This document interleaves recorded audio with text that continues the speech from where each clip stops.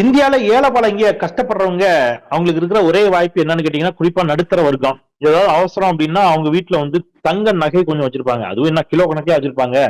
ஏதோ கொஞ்சம் அப்பா அம்மா கொடுத்த நகை அல்லது அவங்க வீட்டுல வந்து போட்ட நகை இந்த மாதிரிலாம் இருக்கும். ஒரு 5 பவுன் 10 பவுன் 15 பவுன் அதிகபட்சம் 20 பவுன் வச்சுட்டாங்கன்னா பெரிய ஆச்சரியம் தான். ஒரு பிள்ளைக்கு ஃபீஸ் கட்டணும், காலேஜ் ஃபீஸ் கட்டணும், ஒருத்தவங்களுக்கு உடம்புக்கு முடியல ஹாஸ்பிட்டல் அட்மிட் பண்ணிட்டாங்கன்னா டக்குனு என்ன பண்ணுவாங்கன்னா அந்த நகையை கொண்டு போய் பேங்க்ல அடகு வைப்பாங்க. அடகு வச்சுட்டு ஏதோ காசு வரும், அதை வச்சு சமாளிப்பாங்க. ஆனா இப்ப மோடி ஐயா அதற்கும் ஆப்பு வைத்து விட்டார், சிக்கல் வைத்து விட்டார் அப்படின்னு செய்திகள் வருகின்றன. என்ன அப்படின்னு கேட்டீங்கன்னா, நீங்க இனிமேல் உங்க 1 கிராம் மோதிரத்தையோ அல்லது ஒரு அரை பவுன் மோதிரத்தையோ கொண்டு போய் அடகு வைக்க போனாலும் அந்த அரை பவுன் மோதிரத்துக்கு உங்ககிட்ட ரசீது இருக்கணும். அந்த அரை பவுன் மோதிரத்தை எங்க வாங்குனீங்க, அதை எப்படி வாங்குனீங்க, அதுக்கு பணம் எங்க இருந்து வந்துச்சு, இந்த மாதிரி 7 கேள்வி கேட்பாங்க. அதுக்குள்ள நீங்க ஆஸ்பத்திரியில சேர்த்திருக்கிற உயிர் போயிடும். இந்த மாதிரி ஒரு சட்டத்தை மோடி அரசு போட்டிருப்பதாக செய்திகள் வந்து கொண்டிருக்கக்கூடிய நிலையில் தங்க நகைகளை அரசு வங்கிகளில் கொண்டு போய் வைப்பதற்கு சிக்கல் வைத்து விட்டாரா மோடி? எனில் அதற்கு என்ன காரணம்? இனி நீங்க நகையை கொண்டு போய் பேங்க்ல அடகு வைக்கலாமா, வைக்க முடியாதா? நகை அடகு வைக்கணும்னா அதுக்கு என்னெல்லாம் தேவை? இப்படி ஒரு சட்டம் ஏன் போடப்பட்டிருக்கின்றன?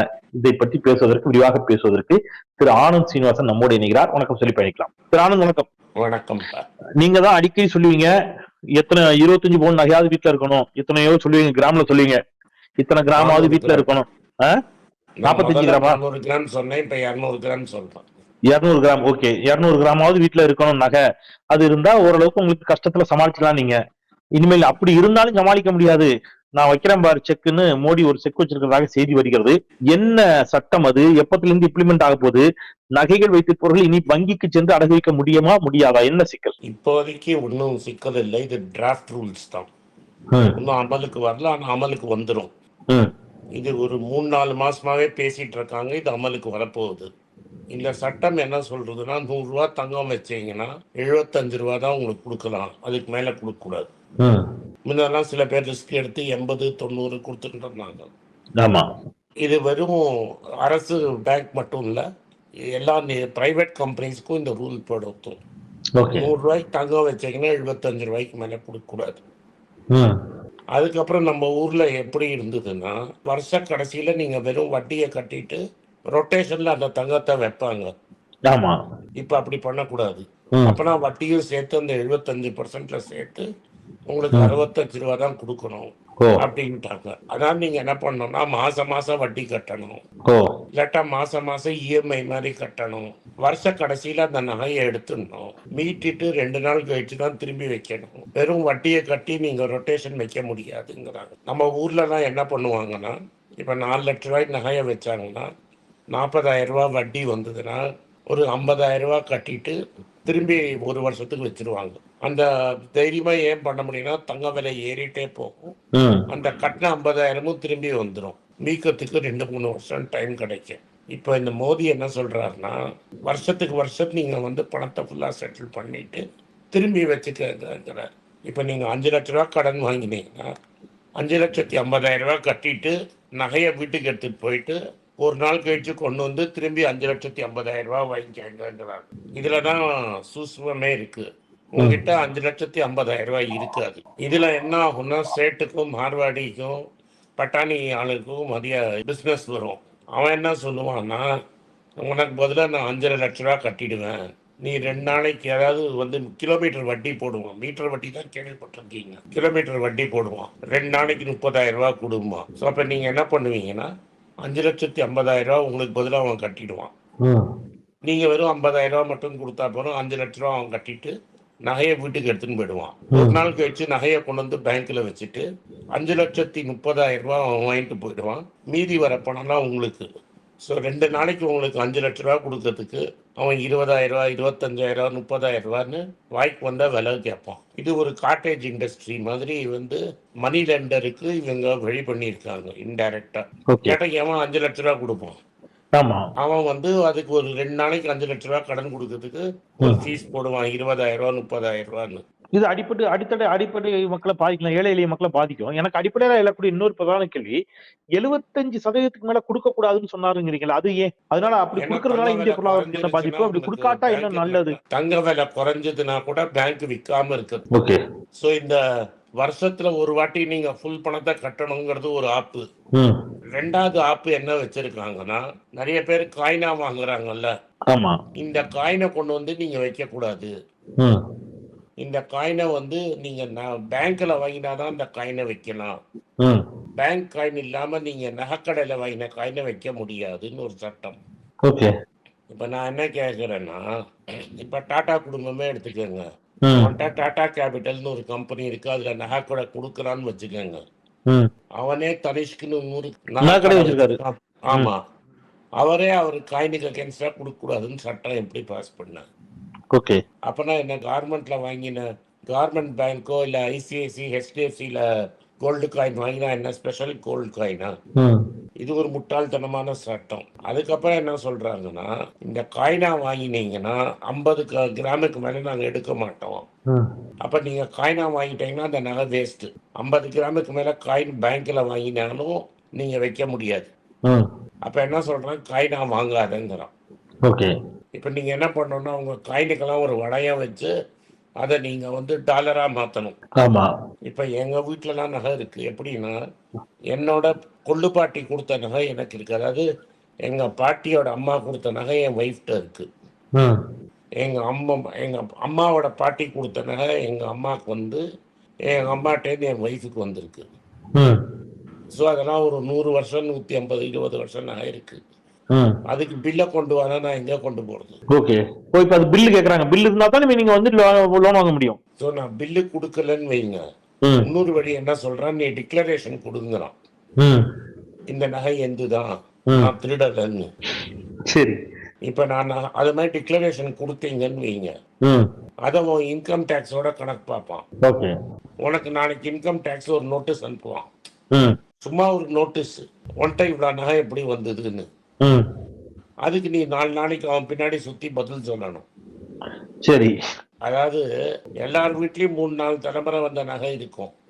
ஆமா. எனக்கு பொழுது போலன்னா இன்கம் டேக்ஸ்காரன் ஒரு நோட்டீஸை கொடுத்துருவான், நீ அந்த நோட்டீஸுக்கு பதில் சொல்லிட்டு இருக்கணும். சுத்தம். ம். இது எல்லாமே என்ன ஐடியானா, ம். நீங்க தங்கம் வாங்கிட்டு இருக்கீங்கன்னா, நீங்க தங்கத்தை வச்சீங்கன்னா, அது எப்போதுமே பேங்க்னா என்னன்னா, ஏழைட்டேருந்து பணக்காரனுக்கு பணம் டிரான்ஸ்ஃபர் பண்றது தான் பேங்க். ம். யார் பணம் வச்சிருக்கானோ அவன் தான் பேங்க்குக்கு ஓனரா இருப்பான். ஆமா. இப்போ என்கிட்ட இந்தியாவில் இருக்கிற முக்காவாசி பேங்க், பப்ளிக் செக்டர் பேங்கை விட்டுருங்க, எல்லா பிரைவேட் செக்டர் பேங்க்லயும் என்கிட்ட ஷேர் இருக்கும். நான் ஒரு சின்ன பங்குதாரரா இருப்பேன். ம். அப்ப நான் அந்த பேங்கோட முதலாளி. அந்த லெவலுக்கு இப்போ நான் வந்து தமிழ்நாடு மெர்கன்டைல் பேங்க்ல 1000 ஷேர் வச்சிருக்கிறேன்னா, அந்த 1000 ஷேருக்கு உள்ள லாபம் எனக்கு வரும். ம். நான் 10,000 ஷேர் வச்சிருக்கேன்னா 10,000 ஷேருக்கு உள்ள லாபம் எனக்கு வரும். ம். என்ன மாதிரி ஆட்களால தான் இந்த 1000 ஷேர் 5000 ஷேர் வாங்கிட்டு அதை பத்தி கவலையே படாம இருக்க முடியும். ம். அப்ப நீங்க வந்து எங்க நகையை வைப்பீங்க? என்கிட்ட தான் நகையை வைப்பீங்க. ஆமா. ஸோ எனக்கு நகை வச்சா எனக்கு தானே லாபம். இப்போ நீங்க கொண்டு வந்து நான் பேங்க்ல, நான் ஷேர் இருக்கிற பேங்க்ல நீங்க கொண்டு வந்து பணம் வச்சீங்கன்னா, ஆமா, எனக்கு யாருக்கெல்லாம் தானே ஷேர் வச்சிருக்கோ லாபம். அவங்களுக்கு லாபத்துல பங்கு போகும். ம். எனக்கு தான் லாபத்துல பங்கு போகும். ம். இப்போ நான் வந்து ஒன்னால ஒரு வருஷத்துல ஒரு மார்வாடியை பிடிச்சின்னு வர முடியலன்னு வையி, ம்.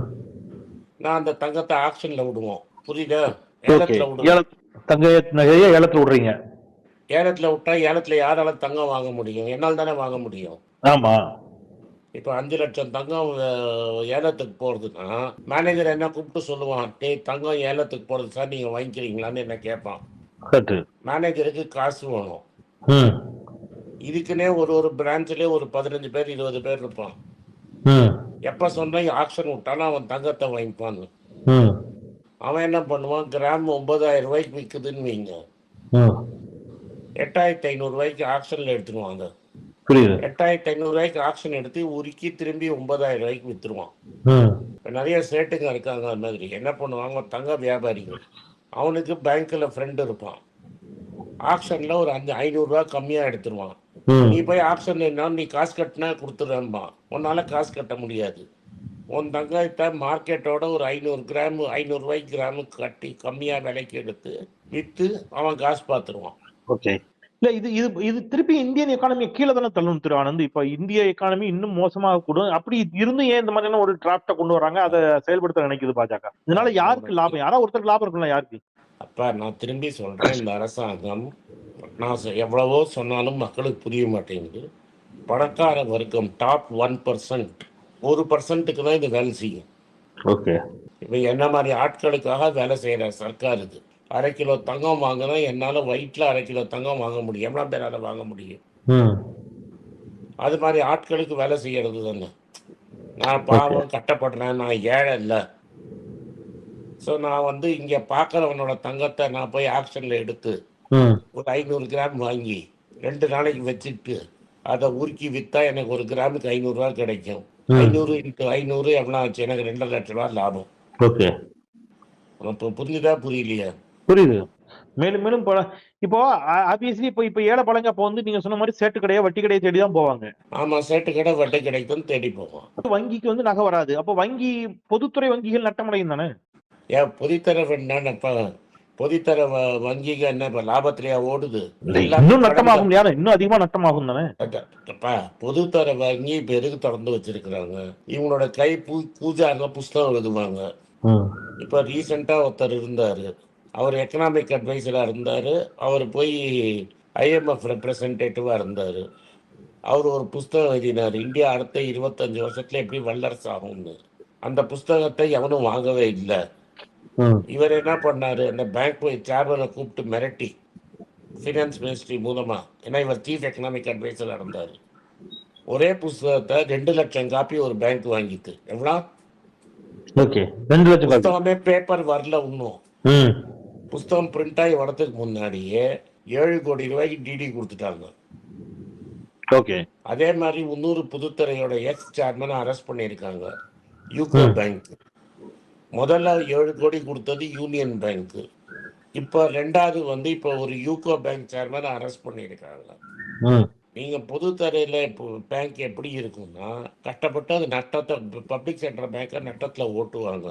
பெரிய கார்பரேட்டுக்கு லோனு கொடுப்பாங்க, அதை ரைட் ஆஃப் பண்ணுவாங்க, அவன் டைம் வசூல் பண்ண முடியாது. ரீசெண்டாக நம்ம மும்பை இந்தியன் கிரிக்கெட் அணியோட ஓனரோட தம்பி ஒருத்தர் இருக்காரு. அவர் 45,000 கோடி கடன் வாங்கினதை 450 கோடி தான் ரிகவரி ஆயிருக்கு. அவர் பையனுக்கு இப்ப 20 கோடி கொடுத்து கல்யாணம் பண்ணிட்டு இருக்கிறாரு. 45,000 கோடி கடனுக்கு 450 கோடி கலெக்ஷன். நீ வீட்டு இப்ப செந்தில் போய் வீடு வாங்கினான்னு வைங்க, 50 லட்ச ரூபா உன் வீட்டை வாங்கிட்டு கொடுத்தானா நீங்க திரும்பி 10 வருஷத்துல கட்டுறதுக்குள்ள 1 கோடி ரூபாய் கட்டிடுவீங்க. கட்டலைன்னா உங்க வீட்டை வித்து 50 லட்ச ரூபா அவன் பிடிக்கிடுவான். இப்படிதான் இதுதான் பொதுத்துறை பேங்கிங். அந்த துணிவு பணத்துல சொல்லுவான்ல, நீ 1000 கோடி கடன் வாங்கிட்டா நீ தான் பேங்க் தான் உன்னை பார்த்து பயப்படணும். நீ வந்து பேங்கை பார்த்து, இப்ப செந்தில் பேங்கை பார்த்து பயப்படுவாரு. மும்பை இந்தியனோட ஓனரோட தம்பி வந்து அவரை பார்த்து பேங்க் தான் பயப்படணும். இப்ப அவர் என்ன ஆயிடுச்சுன்னா, அவர் என்ன பண்ணிருக்கிறாருன்னா, சிம்பிளா வந்து இப்ப வந்து எல்லா பேங்க்கும் அவருக்கு பணமே கொடுக்க மாட்டாங்க. இப்ப சோலார் டெண்டருக்கு ஒரு கான்ட்ராக்ட் போட்டாரு. அதுல ஸ்டேட் பேங்க் ஆஃப் இந்தியாவோட டூப்ளிகேட் பேங்க் கேரண்டி தப்பா கொடுத்துட்டாரு, ஃபேக் பேங்க் கேரண்டின்னு புடிச்சிருச்சு. அப்ப இவரை கேட்காம என்ன சொல்றாங்க இப்ப எல்லாரும், கவர்மெண்ட் பாவம் அவருக்கு ஒண்ணுமே தெரியாது, அவர் ஒரு ஏஜென்சி அப்பாயிண்ட் பண்ணாரு, அந்த ஏஜென்சி தான் ஃபேக் பண்ணிட்டாங்களாம். யோ, நான் பேங்க் கேரண்டி கொடுக்குறேன், அது ஒரிஜினலா டூப்ளிகேட்டா எனக்கு தெரியாத. சரி, இப்போ எனக்கு இதுல இன்னொரு முக்கியமான டவுட் ஆனந்த். இப்போ நீங்க தங்கம் வாங்கணும் அப்படிங்கறத எல்லாருக்கும் அட்வைஸ் பண்றீங்க. வாங்கினா தங்கம் இருந்தா அவசரத்துக்கு அடகு வச்சுக்கலாங்கிறதா உங்களுடைய அட்வைஸா இருந்துச்சு. இப்போ இப்படி ஒரு டிராஃப்ட் கொண்டு வந்து இதை இம்ப்ளிமெண்ட் பண்ணிட்டா, இந்த டிராஃப்ட் வந்து நாளைக்கு சட்டமாக்கப்பட்டால் தங்கம் வாங்கலாமா வேண்டாமா? தங்கத்தை கையில வச்சுக்கிறது நல்லதா இல்லையா? தங்கத்துல இன்வெஸ்ட் பண்ணலாமா வேண்டாமா? தங்கத்தை தவிர வேற வழியே கிடையாது உனக்கு. இந்த ஒரு கண்ணதாசன் ஒரு சினிமால எழுதியிருப்பாரு, இந்த பூமியில் நிலையா வாழ்ந்தவன் யாரடான்னு. சோ மோடிக்கு முன்னாடி ஒரு அரசாங்கம் இருக்கு, பின்னாடி ஒரு அரசாங்கம். ஓகே, ஆட்சி மாற்றம் ஏற்படுகின்ற பொழுது அது உங்களுக்கு இந்த சட்டங்கள்லாம் மாறலாம், அது உதவி செய்யும். மாறலாம் இல்ல, மாறும். தங்கம் 5000 வருஷம் இருந்திருக்குப்பா. எந்த அரசாங்கம் 5000 வருஷம் இருந்திருக்கிறான்? கிடையாது. எந்த நாடு 5000 வருஷம் இருந்திருக்குது? தங்கம் 5000 வருஷமா இருக்கு, இன்னொரு 5000 வருஷத்துக்கு இருக்கதான் போகுது. ஆட்சி தான் போகும், சட்டம் தான் மாறும், தங்கம் அங்கேயே தான் இருக்கும். ஓகே, சோ தங்கத்துல இன்வெஸ்ட் பண்ணுங்க, அது நல்லது. தொடர்ந்து தங்கத்துல இன்வெஸ்ட் பண்ணலாங்கிறீங்க. நிச்சயமாக. சார், நிறைவா இன்னொரு கேள்வி. இந்திய பொருளாதாரம் வந்து வளர்ச்சியடைந்து விட்டது. 11ஆவது இடத்துல இருந்து 10ஆவது இடத்துல இருந்துச்சு, இப்ப 4ஆவது இடத்துக்கு வந்துட்டோம். உலகின் வளர்ச்சியடைந்த நாடுகளில் 4ஆவது இடத்தில் இந்தியா இருக்கிறது. ஜப்பானை முந்தி விட்டோம் என்றெல்லாம் வந்திருக்கக்கூடிய செய்திகள். அதான் ஒன்றிய அரசுடைய ஐஎம்எஃப் அதிகாரிகள், திருப்பி பல்வேறு அது முகமைகள். இல்லைன்னு சொல்லிட்டான்ல. யாரு? இன்னைக்கு பேப்பர்லயே வந்திருக்குது. அடுத்த வருஷம் ம், கூடலாம். இந்த வருஷம் ஆல. ம், அவசரப்பட்டு சொல்லிட்டாங்க. ம். இந்த வருஷம் ஆல, அடுத்த வருஷம் ஆகலாம். ஆகலாம். அப்ப அடுத்த வருஷத்துக்குள்ள இதே 85 ரூபாய்க்கு ரூபா இருந்தா ம். ரூபா 95 ஆயிடுச்சுன்னா அடுத்த வருஷத்துக்கு அடுத்த வருஷம் ஆயிடும். ஓ, அது 2047 இலக்கு வச்சிருக்கிறாரு மோடி. அப்படியே நகர்த்திக்கிட்டே போறாரு. நான் என்ன கேக்குறேன்னா, நீங்க 4 ட்ரில்லியன் ஆயிடுச்சுன்னு வச்சுக்கோங்க. 10 வருஷத்துல 2ல இருந்து 4க்கு வந்தீங்க. ம், 2047ல இவர் சொல்றாரு, நம்ம பியூஷ் கோயல் சொல்றாரு 30 ட்ரில்லியன் 35 ட்ரில்லியன் மாறி மாறி சொல்றாரு. ம், 10 வருஷத்துல 2 லட்சம் ட்ரில்லியன் 2 ட்ரில்லியன் ஆட் பண்ணிட்டீங்கன்னா ம், இன்னொரு 20 வருஷத்துல எவ்வளவு ஆட் பண்ணுவீங்க? 4 ட்ரில்லியன் ஆட் பண்ணுவீங்க. ம், 4 4 8, மீதி 22 ட்ரில்லியன் எங்கேன்னு வரப்போகுது? ஓகே. நீங்க ஏன் இப்படி வாய் தேச இருக்கு, விரோதமா சிந்திக்கிறீங்க ஆனந்த்? பாஜக ஒண்ணு சொன்னா நீங்க நம்ப மாட்டீங்களா? வாய் இருக்கு. 5 ட்ரில்லியன் தான் நம்மளுக்கு 10 வருஷமா சொல்லிட்டு இருக்காங்க. இன்னைக்கு வரும், நாளைக்கு வரும், இப்ப வரும். சோ இதுவும் வந்து அவர்கள் அடுத்த வருடம் வரலாம் என்பதை ஆர்வ கோளாறுல முதல் வருஷமே சொல்லி அது வந்துட்டதாக ஒரு வழக்கம் போல அவர்களுடைய பிரபகண்டா அதை வந்து பண்ணியிருக்கிறாங்க அப்படிங்கறதா உண்மை அப்படின்னு சொல்லியிருக்கீங்க. நன்றி திரு ஆனந்த். தங்க நகை வாங்கலாமா வேண்டாமாங்கிறத தொடங்கி அதை அடகு வைப்பதில் கூடிய சிக்கலில் தொடங்கி இந்திய பொருளாதார முறை அனைத்தையும் விரிவாக எங்களோடு இணைந்து பயணித்தீர்கள், பேசினீர்கள். உங்கள் வருகைக்கும் கருத்து பேருக்கும் நன்றி. பார்த்த நேர்களுக்கு நன்றி. வணக்கம். எனக்கு ஒரு விஷயத்தை அட்டென்ஷனுக்கு கொண்டு வந்திருக்காங்க. என்னோட ஏஐ ஜெனரேட்டட் இமேஜை பார்த்து யாரோ ட்ரேடிங்க்கு பணம் கொடுத்து ஏமாந்துருக்காங்க. ப்ளீஸ், உங்களுக்கு நான் பல தடவை சொல்லிட்டேன், இப்பவும் சொல்கிறேன், நான் யார்கிட்டையும் பணம் டைரெக்டாக வாங்குறது இல்லை, அப்பாயின்மெண்ட் பார்க்குறதே கிடையாது. அதனால் என்னை பார்க்கலான்னு யாராவது காசு கேட்டாங்கன்னா இல்லைன்னு சொல்லிவிடுங்க. அடுத்தது ஒரு இமெயில் ஐடி இருக்குது, அதில் போட்டால் எங்கள் டீம் கான்டாக்ட் பண்ணுவாங்க. அது டைம் ஆகுதுன்னா வினோதோட இன்ஸ்டாகிராம் அக்கௌண்ட்டில் வினோத்திட்ட மெசேஜ் பண்ணுங்க. அவன் என் தம்பி, அதுலேயும் அவன் காசு கேட்க மாட்டான். காசு கேட்குறாங்கன்னா ஏமாறுறீங்க. யார் என்ன சொன்னாலும் கம்பெனிக்கு செபி அல்லது ஐஆர்டிஏ அல்லது ஆர்பிஐ ரெஜிஸ்ட்ரேஷன் இருக்கணும். இந்த 3 ரெஜிஸ்ட்ரேஷன் ஏதாவது இருந்தால் தான் உங்களோட பணத்தை நீங்கள் கொடுக்கணும். நீங்கள் இன்கேஸ் ஆஃப் இன்சூரன்ஸ் டைரெக்டாக இன்சூரன்ஸ் கம்பெனிக்கு தான் கொடுக்கணும். இன்கேஸ் ஆஃப் ட்ரேடிங் நீங்களே புரோக்கர்கிட்ட போட்டு ட்ரேட் பண்ணணும். மியூச்சுவல் ஃபண்டும் கம்பெனிக்கு தான் கொடுக்கணும். த்ரூ எக்ஸ்சேஞ்சு நீங்கள் வாங்கிக்கலாம். இதெல்லாம் எதுக்கு நான் உங்களுக்கு சொல்கிறேன்னா, யாரையாவது சொல்கிறாங்கன்னு நம்பி ஏமாறாதீங்க. உங்களுக்காக நான் ட்ரேட் பண்ண முடியாது, அது இல்லீகல். நான் ட்ரேடும் பண்ணுறது கிடையாது. அதனால் ட்ரேடிங் ப்ராஃபிட் பண்ணி தரேன்னு சொல்கிறது ஏமாத்தல். எனக்கு ட்ரேடிங் பண்ண தெரியாது. என் பேரை சொல்லி ட்ரேட் பண்ணி உங்களுக்கு ப்ராஃபிட் ஷேரிங்னா ஃப்ராடு, ஏமாற்றம். நான் யார்கிட்டையும் காசு கேட்கல, கேட்கவும் மாட்டேன்.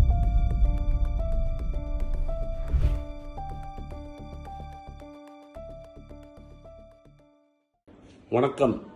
இது ஆனந்த் ஸ்ரீனிவாசன். இது என்னோடய பர்சனல் சேனல். மணி பேச்சுக்கு தனியாக ஒரு சேனல் இருக்குது, அது டெலிகிராஃப் சேனல். இது என்னோடய பர்சனல் சேனல். நான் என்ன நினைக்கிறேன், நான் தத்துவ பேச்சை பற்றி என்ன பேசுகிறேன், நான் பொருளாதாரத்தை பற்றி என்ன நினைக்கிறேன், ஜென்ரல் பொருளாதாரத்தை பற்றி நினைக்கிறேன், என் ஐடியாலஜியை பற்றி நான் என்ன நினைக்கிறேன், என்னோடய ஃபிலாசபி, என்னோடய நம்பிக்கை, ரமண மகரிஷி, சார்லி மங்கர் பற்றிலாம் என்ன நினைக்கிறேன்னு இதில் பேசுவேன். இதில் வீடியோ அப்டேட் அப்பப்போ வரும். நீங்கள் சப்ஸ்கிரைப் பண்ணிங்கன்னா என்ன நீங்கள் பர்சனலாக ஃபாலோ பண்ணுறீங்க. இது மணி பேச்சு இல்லை, இது இன்வெஸ்ட்மெண்ட் இல்லை.